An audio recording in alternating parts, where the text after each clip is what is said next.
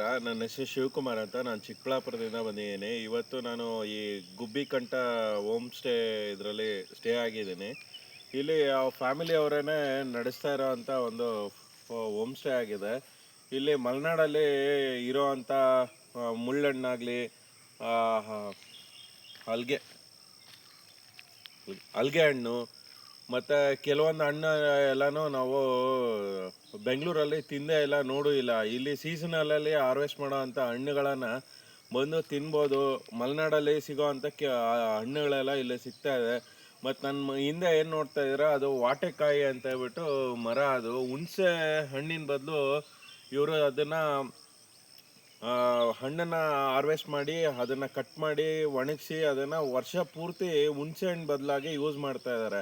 ಇದು ಒಳ್ಳೆ health benefits ಇದೆ. ಮತ್ತು ಕೆಮ್ಮಿಗೆ ಇದಕ್ಕೆಲ್ಲನೂ ಔಷಧಿಯಾಗಿ ಯೂಸ್ ಮಾಡ್ತಾರೆ. ಇಂಥ ಇದನ್ನೆಲ್ಲ ನಾವು ತಿಂದಿರಲಿಲ್ಲ. ಇಲ್ಲಿ ಊಟ ಫ್ಯಾಮಿಲಿಯವರ ವೆಜ್ ಊಟ, ಸಸ್ಯಾಹಾರಿ ಊಟನ ಕೊಡ್ತಾ ಇದ್ದಾರೆ. ಆ ಊಟ ತುಂಬ ಚೆನ್ನಾಗಿತ್ತು, ಆತಿಥ್ಯ ಎಲ್ಲ ಚೆನ್ನಾಗಿತ್ತು. ಮನೆಯವರನ್ನೇ ನೋಡ್ಕೊತಾ ಇರೋ ಅಂಥ ಹೋಮ್ ಸ್ಟೇ ಇದು.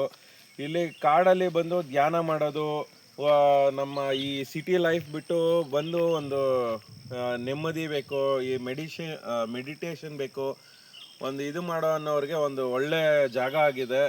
ತುಂಬ ಚೆನ್ನಾಗಿದೆ ಕ್ಲೈಮೇಟ್ ಎಲ್ಲನೂ. ಎಲ್ಲರೂ ಬಂದು ವಿಸಿಟ್ ಮಾಡಿ. Thank you.